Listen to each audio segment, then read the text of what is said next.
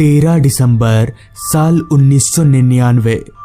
ये दिन मुझे अच्छे से याद है और मैं अपने जीते जी इस दिन को कभी नहीं भूल सकता। उस दिन को याद करके आज भी मैं डर के कारण पसीने से लथपथ हो जाता हूँ।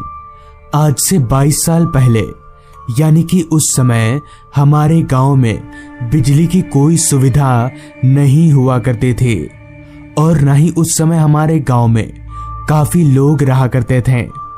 उस वक्त सभी लोग घर के अंदर मोमबत्ती और बाहर निकलने पर टॉर्च का सहारा लिया करते थे। गांव जंगलों से घिरा हुआ होने के कारण अंधेरा होते ही हमारा गांव एकदम सुनसान हो जाया करता था। खैर, भले उस वक्त हमारे गांव में सुविधाओं की कमी हो, मगर सुकून भर भर कर था। सभी लोग एक दूसरे की मदद करने के लिए उतारू रहते थे। दरअसल वाकया कुछ यूं था कि उस वक्त मैं शहर के एक राशन की दुकान चलाया करता था। हमारे गांव से शहर 50 किलोमीटर दूर होने के कारण मैं रोज ट्रेन की सहायता से आना जाना किया करता था, जिस कारण मैं रोज 7 बजे वाली ट्रेन पकड़कर शहर जाया करता था और रात 9 बजे वाली ट्रेन पकड़कर वापस गांव लौट जाया करता था। कुछ दिन तो सब कुछ ठीक ऐसे ही चलता रहा, जिसके बाद एक दिन सुबह काम पर जाते वक्त मेरी माँ ने मुझसे कहा, बेटा आज घर वापस लौटते वक्त दही लेते आना, क्योंकि कल तुम्हारे मामा आ रहे हैं। इस पर मैंने माँ से कहा, ठीक है माँ, मैं दही लेता आऊंगा। इतना बोलकर मैं घर से निकलकर स्टेशन की तरफ चलता बना और 7 बजे वाली ट्रेन पकड़कर शहर अपने दुकान पहुंचा। सुबह से ही उस दिन दुकान में काफी भीड़ थी, जिस वजह से मैंने अपने मन ही मन में कहा, आज दुकान में काफी भीड़ है तो मुझे दुकान बंद करते करते देरी होगी। तब तक तो सारी दुकानें दही की बंद हो जाएंगी, तो क्यों ना मैं छोटू से ही दही मंगवा लूं। छोटू मेरे दुकान का एक स्टाफ है। ये सोचते ही मैंने छोटू से कहा, अरे छोटू, एक काम करना यार, माँ ने आज दही लाने को कहा है, तो तू जाकर थोड़ा दही ला देगा। मेरे इतना बोलते ही छोटू मुझसे पैसे लेकर दही लाने चला गया। अब मुझे कोई चिंता नहीं थी। अगर मुझे दुकान बंद करने में देरी भी हो गई तो मैं आराम से रात 10 बजे वाली आखिरी ट्रेन पकड़कर जा सकूंगा, जिसके बाद मैं वापस से अपने काम पर लग गया। काम करते करते कब आसमान में सूरज की तेज किरणों की जगह चांद की मध्यम रोशनी ने ले ली, मुझे पता ही नहीं चला। सारा काम खत्म करके मैंने जब अपनी घड़ी में वक्त देखा तो वक्त रात के 9:30 बजे का हो रहा था। तो मैंने फटाफट से दुकान बंद किया ताकि मुझे 10 बजे वाली आखिरी ट्रेन मिल सके। दुकान बंद करके मैं भागता हुआ स्टेशन पहुंचा तो मेरी ट्रेन प्लेटफॉर्म पर लगी हुई थी। मैं जल्दी से ट्रेन में चढ़ा और एक सीट पर बैठकर लंबी लंबी सांसें लेने लगा, क्योंकि मैं दौड़ता हुआ स्टेशन आया था और अगर मैं ऐसा नहीं करता तो मुझे सारी रात स्टेशन में ही गुजारनी पड़ती। ट्रेन में बैठने के 2 मिनट बाद ही ट्रेन खुल गई। काफी ठंड का मौसम होने के कारण ट्रेन काफी खाली थी। उस बोगी में मेरे अलावा मुझे बस इक्का दुक्का लोग ही नजर आ रहे थे। अगर ट्रेन अपने निर्धारित समय पर चलेगी तो मैं रात के 11 बजे तक अपने गांव के स्टेशन पर उतर जाऊंगा। और ठीक ऐसा ही हुआ। मैं रात के 11 बजे तक अपने गांव के स्टेशन पर उतरा तो उस ट्रेन से इस स्टेशन पे उतरने वाला मैं अकेला ही था। गांव का स्टेशन होने के कारण इतनी रात गए मुझे पूरे स्टेशन पर मेरे अलावा और कोई भी नहीं दिख रहा था। सारा स्टेशन अंधेरे में डूबा हुआ था। मैं स्टेशन से रोज पैदल ही आना जाना करता हूँ और मेरा घर यहाँ से करीब आधे घंटे की दूरी पर है। तो मैं स्टेशन में और समय जाया ना करते हुए स्टेशन से बाहर निकलकर घर की तरफ आगे बढ़ने लगा। स्टेशन के बाहर निकलते ही मैंने देखा कि बाहर का माहौल स्टेशन से भी ज्यादा सुनसान था। चारों तरफ अंधेरा ही अंधेरा छाया हुआ था, वो भी इतना घना अंधेरा कि मुझे अपना शरीर तलक भी दिखाई नहीं पड़ रहा था। भला तो हो इस बात का कि मैं अपने साथ हमेशा एक टॉर्च रखा करता हूं, तो मैंने झट से अपना टॉर्च निकाला तो मेरे टॉर्च जलाते ही मेरी टॉर्च की रोशनी को घने अंधेरे और चारों तरफ फैले कोहरे ने पूरी तरह से घेर लिया। खैर मैं डरता तो था नहीं, तो मैं घने अंधेरे को चीरता हुआ आगे बढ़ने लगा। कोहरा इतना फैला हुआ था कि मेरी टॉर्च की रोशनी में जितना भी दिख रहा था वो सब धुंधला धुंधला। अभी मैं उसी तरह आगे बढ़ ही रहा था कि तभी मुझे ऐसा महसूस हुआ कि कोई मेरे पीछे पीछे चल रहा है। मगर कुछ देर तक तो मैंने इस बात को नजरअंदाज किया, लेकिन जब मुझे साफ साफ किसी के चलने की आवाज आने लगी तो मैंने अपनी निगाहें एक बार पीछे घुमाई।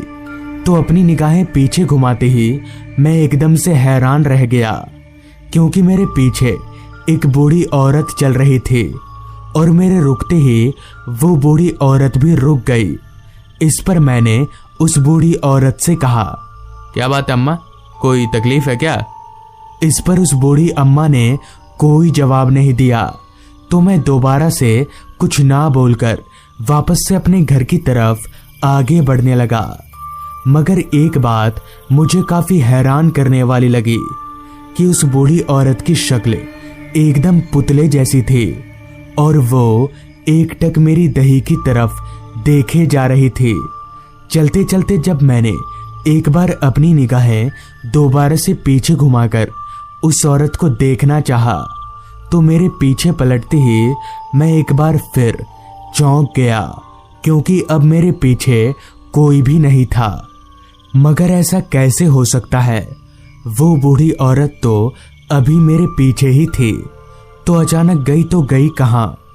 वो औरत इतनी बूढ़ी थी कि वो दौड़कर भाग भी नहीं सकती थी। अब मुझे लगने लगा था कि जरूर दाल में कुछ काला है, और मैं घर की तरफ अपने कदमों को और तेज भगाने लगा। चलते वक्त मुझे बार बार उसी औरत का पुतले की तरह चेहरा याद आ रहा था, जिस कारण मेरा चेहरा बार बार पसीने से लथपथ हो जा रहा था। अभी मैं वहां से कुछ आगे गया ही था कि तभी रास्ते के किनारे झाड़ियों से आवाज आई, मुझे भी दही दो। उस भयानक आवाज को सुनकर एकदम से मेरे होश उड़ गए और मेरे हाथ पैर जोर जोर से कांपने लगे। उस आवाज को सुनकर ही मुझे समझ आ गया था कि ये आवाज किसी इंसान की नहीं है। फिर जब मैंने कांपती हुई अपनी निगाहें उस आवाज की तरफ घुमाई तो मुझे झाड़ियों के अंदर दो लाल टिमटिमाती आंखें दिखी।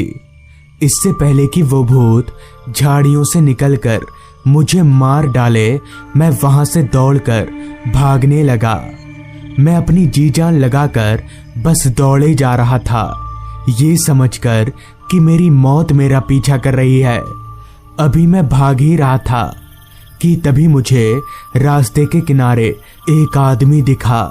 तो मैं जान बचाने के लिए भागता हुआ उस आदमी के पास गया, तो मुझे इतनी तेज हांफता हुआ देख उस आदमी ने कहा, क्या हुआ, आप इतना डर क्यों रहे हैं? इस पर मैंने अपनी पूरी आप बीती उस आदमी को बताई, तो वो आदमी मेरी बात सुनकर जोर जोर से हंसने लगा और मुझसे कहा, क्या उसकी आंखें ऐसी थीं? इतना बोलते ही उस आदमी की भी आंखें उस भूत की तरह चमकने लगी। ये देखकर मैं और जोर जोर से कांपने लगा और मुझे समझ आ गया कि ये आदमी वही भूत है, जिसके बाद मैं अपनी जान बचाने के लिए दही को वहीं फेंक कर घर भाग आया।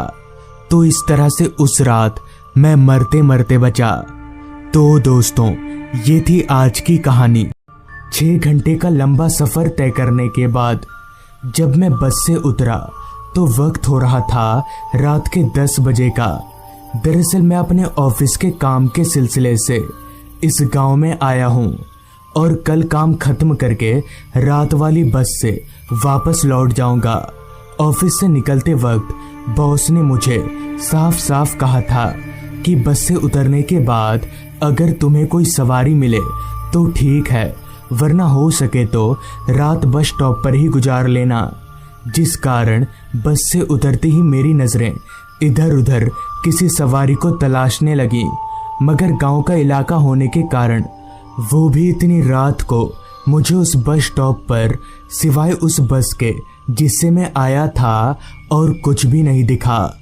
तो मैं चलकर वापस से उस बस कंडक्टर के पास गया और उनसे पूछा, भाई साहब ये बरगदपुर गांव का रास्ता किधर है? इस पर उस कंडक्टर ने अपने हाथों का इशारा करते हुए कहा, बरगदपुर गांव इस रास्ते से होकर जाता है, मगर भाई साहब रात को इस रास्ते पर जाना ठीक नहीं होगा, आप सुबह चले जाना। उस कंडक्टर के हाथ वाले इशारे की तरफ मैंने जब अपनी निगाहें घुमाई तो उधर एक सुनसान कच्चा रास्ता था, लेकिन मैं इन सब बातों पर विश्वास नहीं करता था और ना ही मैं डरता था। इसलिए मैंने कंडक्टर से कहा, भाई साहब मैं चला जाऊंगा, मुझे डर वर नहीं लगता। इतना बोलकर मैं आगे बढ़ने लगा। वो रास्ता काफी पतला और दोनों तरफ से जंगलों से घिरा हुआ था। ये उस समय की बात है जब अधिकतर गांव में बिजली की सुविधा नहीं पहुंची थी, तो उस वक्त गांव में भी बिजली का नामो निशान तक नहीं था। और सबसे ज्यादा दिक्कत वाली बात तो ये थी कि मैं अपने साथ टॉर्च लाना भूल गया था। रास्ता पूरी तरह से अंधेरे में डूबा हुआ था। दूर दूर तक उस रास्ते पर मेरे अलावा ना तो कोई इंसान दिख रहा था और ना ही कोई जानवर। अंधेरे के साथ ही साथ सन्नाटे ने भी उस रास्ते को चारों तरफ से घेर रखा था।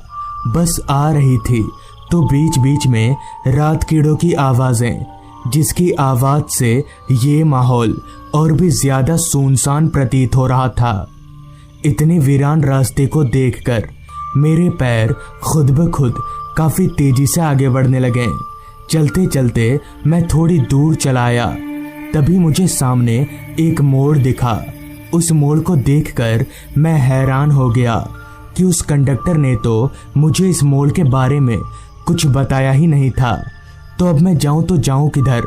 मैं जाकर उस मोड़ के सामने खड़ा हो गया और इधर उधर नजरें घुमाकर किसी बोर्ड को तलाशने लगा ताकि मुझे रास्ते का पता चल पाए। मगर कुछ देर इधर उधर नजरें घुमाने के बाद भी मुझे कुछ नहीं दिखा, तो मैं और ज्यादा परेशान हो गया। अब मैं फंस चुका था और मुझे समझ नहीं आ रहा था कि मैं किधर जाऊं। तभी मुझे 2-4 आदमियों के आपस में बात करने की आवाज सुनाई पड़ने लगी। मैंने जब ध्यान से उस आवाज को सुना तो मुझे पता चला कि ये आवाज मेरे पीछे की ओर से आ रही है। तो मैं पीछे मुड़ा। मेरे पीछे मुड़ते ही मुझे थोड़ी दूरी से 4 आदमी चलकर मेरी तरफ आते दिखे। तो उन आदमियों को देखकर मैं काफी खुश हुआ कि मैं इन आदमियों से रास्ता पूछकर चला जाऊंगा। देखते ही देखते वो चारों आदमी मेरे करीब आए, तो उनसे रास्ता पूछने के लिए जब मैंने उनके चेहरे की तरफ देखा तो मेरे होश उड़ गए और मेरा सर एकदम से घूम गया, क्योंकि उन चारों का चेहरा एक था। मगर ये तो मुमकिन ही नहीं है। 4 आदमियों का चेहरा एक बराबर कैसे हो सकता है? फिर जब मैंने अपनी निगाहें उन चारों के शरीर की तरफ घुमाई तो मेरे शरीर का सारा खून एकदम से सूखने लगा, क्योंकि उन चारों का शरीर भी एक जैसा दिख रहा था। और तो और उन चारों के पैर उल्टे थे। ये देखकर मुझे पता चल गया कि ये कोई इंसान नहीं है बल्कि भूत हैं। अभी मैं डर से कांप ही रहा था कि तभी उन चारों आदमियों का सर धड़ से अलग होकर हवा में उड़ने लगा। ये देखकर मेरा कांपता शरीर और जोर जोर से कांपने लगा। इससे पहले कि वो भूत मुझे मार देते कि तभी मैंने एकदम से दौड़ लगा दी और दोनों रास्तों से दाएं वाला रास्ता पकड़कर भागने लगा। भागते वक्त मेरी निगाहें खुद ब खुद पीछे मुड़कर उन भूतों को देख रही थी कि कहीं वो चारों भूत मेरा पीछा तो नहीं कर रहे हैं। तो हाँ, सच में वो चारों भूत चलकर मेरे पीछे आ रहे थे। और एक बात हैरान करने वाली ये भी थी कि मैं भाग रहा था और वो चारों भूत चलकर मेरे पीछे आ रहे थे, मगर फिर भी मैं उनसे काफ़ी आगे नहीं निकल पा रहा था। लेकिन फिर भी मैंने हिम्मत नहीं हारी और अपने कदमों को और तेज भगाने लगा, ये सोचकर कि मेरी मौत मेरा पीछा कर रही है। भागते वक्त डर के कारण मेरी आंखें बार बार बंद हो जा रही थीं, जिससे किसी भी चीज से टकराकर मेरे गिरने का खतरा बढ़ जा रहा था। मगर मुझे ये भी पता था कि अगर मैं गिरा तो उसी वक्त ये भूत मेरा काम तमाम कर देंगे। तो मैं बार बार अपनी आंखों को खोलकर रखने की कोशिश कर रहा था। कुछ दूर ऐसे ही भागने के बाद मुझे आगे कुछ घर दिखे। उन घरों को देखकर मेरी जान में थोड़ी सी जान आई कि शायद अब मेरी जान बच सकती है। तो मैं भागकर उन घरों की तरफ जाने लगा। मुझे उन घरों की तरफ जाता देख वो चारों भूत एकदम से रुक गए और मुझे देखकर एक भयानक सी हंसी हंसने लगे। मगर मुझे पता नहीं चल रहा था कि वे भूत मुझे देखकर क्यों हंस रहे हैं। खैर, मुझे इससे क्या, मुझे तो अपनी जान बचानी थी। ये सोचकर मैं भागता हुआ उन घरों के करीब पहुंचा। तो उन घरों के करीब पहुंचते ही मुझे एक दुकान खुला हुआ दिखा और दुकान के बाहर टेबल पर 2-3 आदमी भी बैठे हुए थे। तो उन आदमियों को देखकर मुझे काफ़ी हिम्मत मिली और मैं भागकर उनके पास गया। तो मुझे इतना डरा सहमा देख उनमें से एक आदमी ने कहा, क्या बात है भाई, लगता है नए नए आए हो। इस पर मैंने अपना सिर हाँ में हिलाते हुए अपनी पूरी आप बीती उन आदमियों को बताई। तो उनमें से एक आदमी ने बताना शुरू किया। आज से 1 साल पहले वो आदमी जंगलों से लकड़ियां लाकर बाजार में बेचा करता था। मगर ना जाने एक रात ऐसा क्या हुआ, क्योंकि जब वो लकड़ियां लाने जंगल में गया तो वापस ही नहीं लौटा। काफ़ी देर तक घर वापस ना लौटने के बाद उसके घर वाले उसे ढूंढते हुए जंगल में गए। तो वहीं उसके घर वालों को उसकी लाश मिली और उसकी लाश को देखने से ही पता चल रहा था कि उसे किसी जंगली जानवर ने नोचकर खाया है। अकाल मौत होने के कारण उसकी आत्मा को शांति नहीं मिली और उसकी आत्मा भी हमारी तरह भटकती रहती है। उस आदमी के इतना बोलने के बाद उसके बगल वाले आदमी ने मुझसे कहा, भाई साहब, आपकी मौत कैसे हुई है।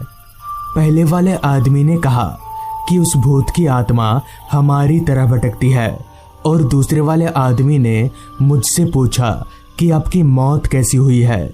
ये बात मुझे थोड़ी अजीब लगी कि भला ये लोग ऐसे क्यों बोल रहे हैं और इस गांव में इतनी रात तक ये खुला कैसे है।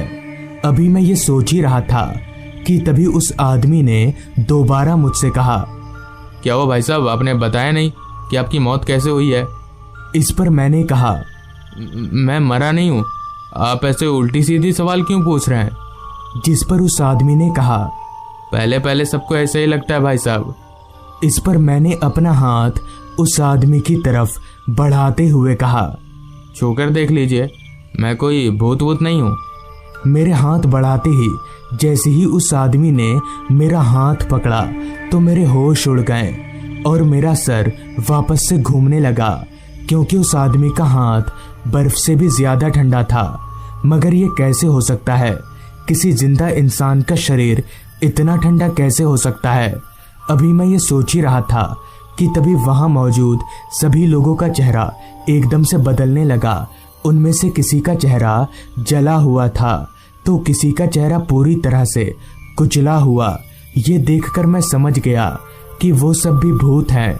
अब मैं अपने बचने की उम्मीद खो चुका था और मैंने अपने आप को मरा हुआ मान लिया था। कि तभी डर के कारण मेरे आंखों के सामने सब कुछ काला पड़ने लगा और मैं वहीं पर बेहोश हो गया। फिर जब मैं होश में आया तो सुबह हो चुकी थी और काफी लोग मुझे घेर कर खड़े थे, जिसके बाद मैंने अपनी साथ घटित पूरी घटना उन लोगों को बताई, जिस पर उन्होंने कहा कि वो सभी लोग भूत हैं। दिन को वो सभी उसी दुकान पर बैठे हुए थे। मौसम बरसात का था तो सुबह से ही बारिश हो रही थी कि तभी अचानक उस दुकान पर बिजली गिर गई, जिससे उन सभी की मौत हो गई। तब से उनकी आत्मा यहीं पर भटकती है। तो दोस्तों, ये थी आज की कहानी। अगर आपको ये कहानी अच्छी लगी हो तो चैनल को जरूर सब्सक्राइब कर लें। तो मैं आपका दोस्त आर्यन जल्द ही मिलूंगा आपसे ऐसी ही एक कहानी के साथ।